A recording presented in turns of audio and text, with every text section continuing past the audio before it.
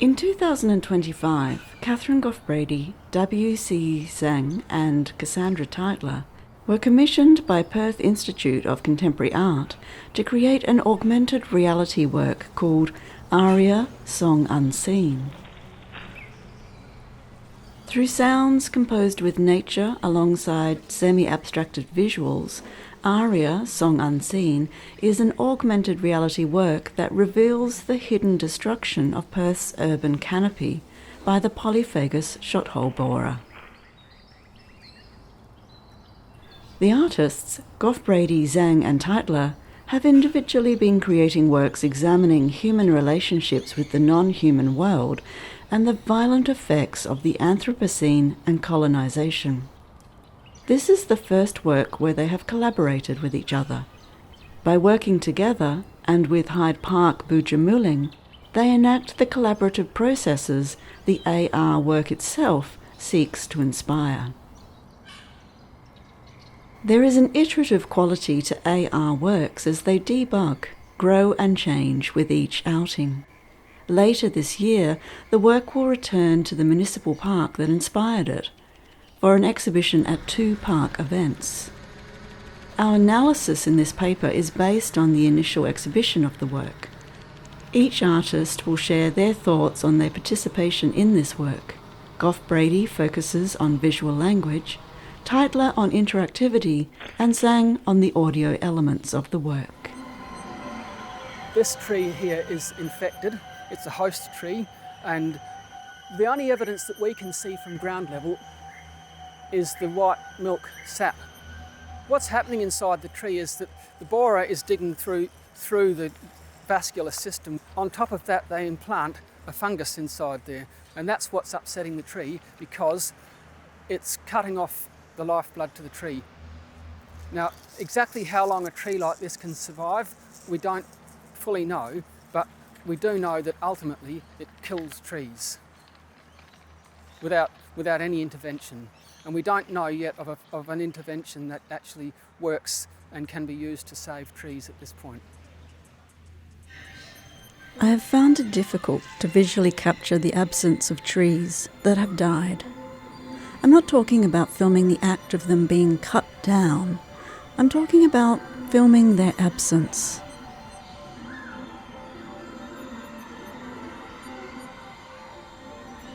A shot does not contain the memories of what was there. Even when I edit to point this out, it lacks the power I feel standing there, noticing the absence.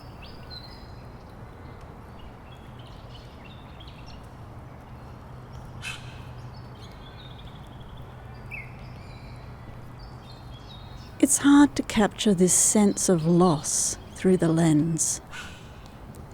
So I've been looking for how others depict absence in images. I turn to examples with people in them to see what I can apply to the non-human. This is by Ford Madox Brown. He began to paint a portrait of his wife, Emma Hill, and his son, Arthur. He stopped work on the painting when his son died at 10 months old.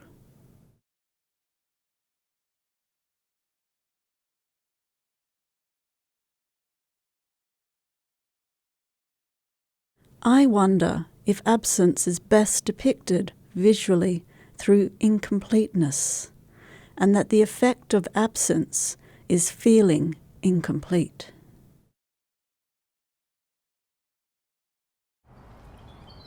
At the same time as I was experimenting with filming this park, Sze Tsang, Cassandra Tytler and I created an augmented reality work about these infected trees. Our intention was to use AR to reveal things that are hidden, things like the deadly bug, slow death, climate change, and colonial mobility. At the time, I did not consciously realise that absence is one of those things we were using. Here, the absence is revealed through an echo of its presence. There is melancholy, rather than a sense of hope or despair, in seeing something that is incomplete and no longer there. It unsettles the viewer, which is our intention. I subscribe to 𝗀𝘁𝗿𝗁𝘁𝗁's Fuck Hope, where she and other First Nations thinkers challenge hope as an oppressive part of the colonial agenda. Hope helps to maintain a system of oppression. This corresponds with Lauren Berland's cruel optimism. Hope becomes a form of violence and a delusion, and so I avoid hope in narratives, as well as despair, instead using echoes and incompleteness to unsettle the viewer.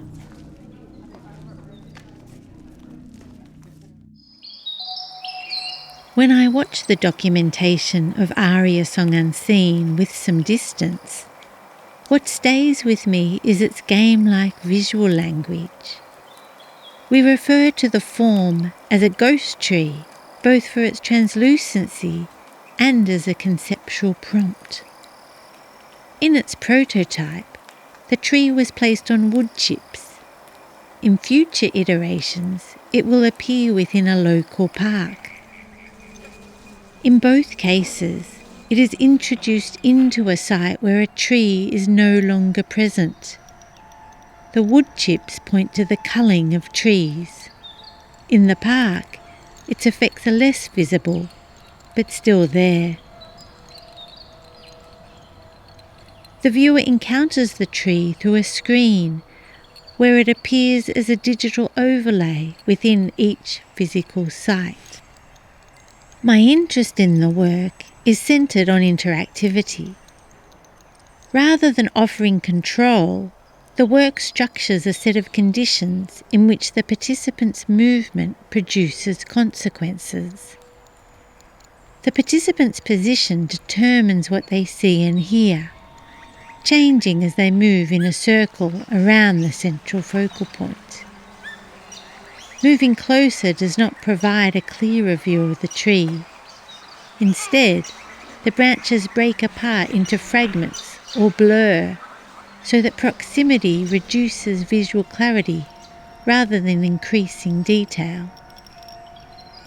In this sense, the work resists what Feldman describes as the right to look, where vision is a form of ownership.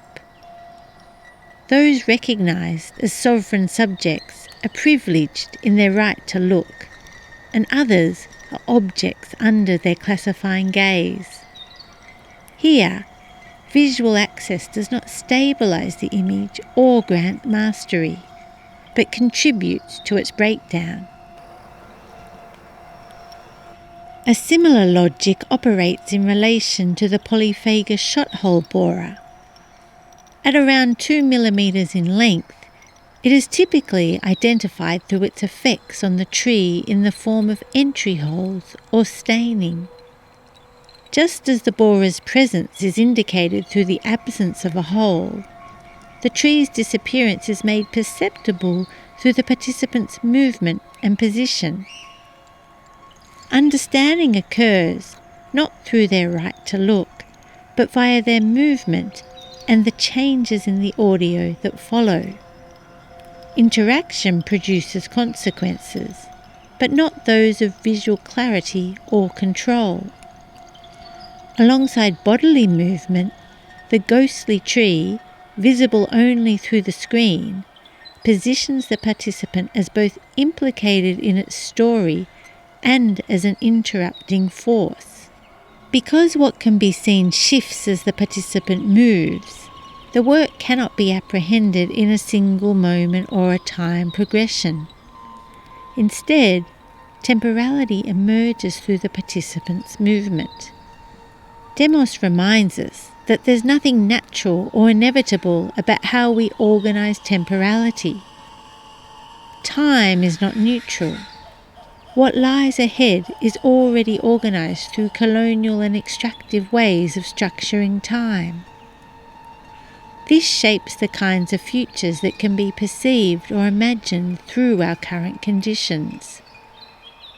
In ARia, this organisation is unsettled by making timing contingent on the participants' actions, positioning them as already embedded within these conditions. The relationship between action and consequence implicates colonial time's onward march through the participants' place within it. They cannot approach the tree without affecting it. To see the borers appear within it, they also trigger the fragmentation of its branches.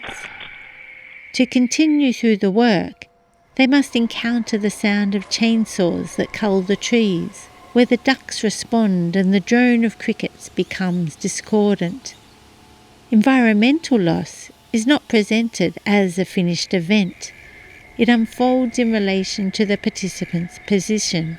Their movement operates within the conditions that produce it, linking access to destruction. What remains is a tree that is already gone, yet persists as a ghost within the conditions of the work.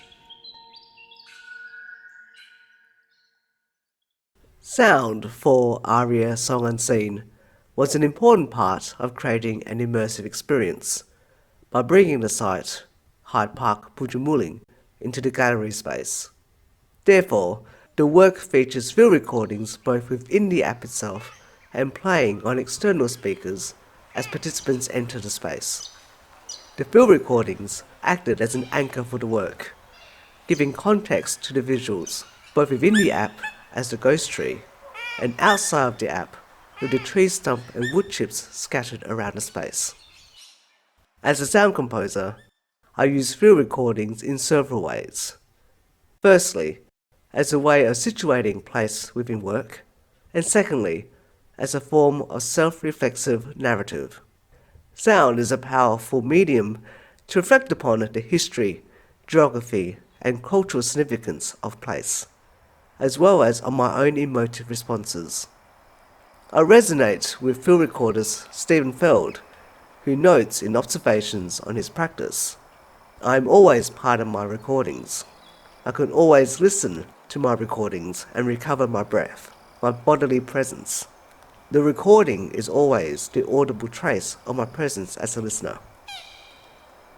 In the creation of the soundscape, I wanted to create a sense of longing and loss as a way of expressing my feelings about the loss of trees and the pressing threat of the polyphagous shovel borer in the area. I also wanted to reflect on the greater impact of colonisation and its history of slow violence on place. I assembled the field recordings into Ableton Live, then modified them using various delay, reverb, pitch and time stretching effects to create audio hauntings. For additional complement, I use Ableton's Convert to MIDI option to create MIDI notes from these recordings. To voice these notes, I chose various VST instruments that were subtle and brittle, much like the fragility of place and memory. An important part of creating the soundscape was to give participants a sense of shifts and changes. We therefore divided the work into 4 quadrants: day, night, the Anthropocene, and rejuvenation, and to further emphasize this sense of shifts, each quadrant had its own background field recording and 3 proximity-triggered field recordings. The proximity triggers further emphasizes the impact of human interference and movement within the work, and particularly in the 3rd section, where the tree branches shatter, their loud cracks reverberating over the cacophony of chainsaws, highlighting the instability and chaos as a result of human interference. To create the proximity-triggered sounds, I firstly edited the sounds in Ableton Live, then used FMod Studio, a sound editing program that connects to Unity, to create adaptive sound. These sounds were then imported into the Unity environment. In the last quadrant, participants are instructed to take off their headphones, place their device on a plinth, and listen to it sing as part of a chorus. For this chorus, I created a set of sounds from short field recordings, elongated and run through delay and reverb effects. For me, manipulating the temporalities within the recordings is another way of self-reflection. as it allows otherwise fleeting moments to envelope the listener in all its hidden harmonies and rhythms. This enveloping sound invites listeners to also slow down and process their emotions on their experiences of the work and their own memories of Hyde Park, Boodjamooling. These final sounds are unsettling and discordant, a reminder of the fragility of place and memory.